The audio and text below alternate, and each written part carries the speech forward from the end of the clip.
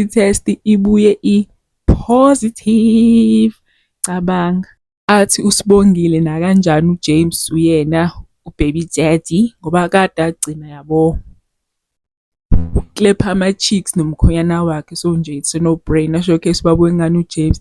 Fethu naye lo baba lo mhlawumbe ukuba umile nje wacutha wabalalela bezozizwa kahle igaxa, kodwa shuthi ubanikeza i-privacy yokwangempela. UJames atshela uSibongile ukuthi nje akazi ukuthi uzokwenza kanjani. uSibongile kodwa akaconvince umkhonyana wakhe lo ukuthi le ngane le eyakhe, shuthi nje akafuni ukuthatha i-responsibility.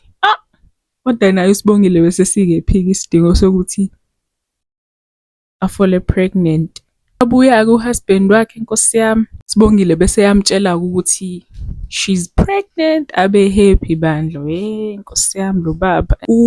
Sibongile usehleli ukhuluma nefoni nje ephula, shuthi ukhuluma noJames lo.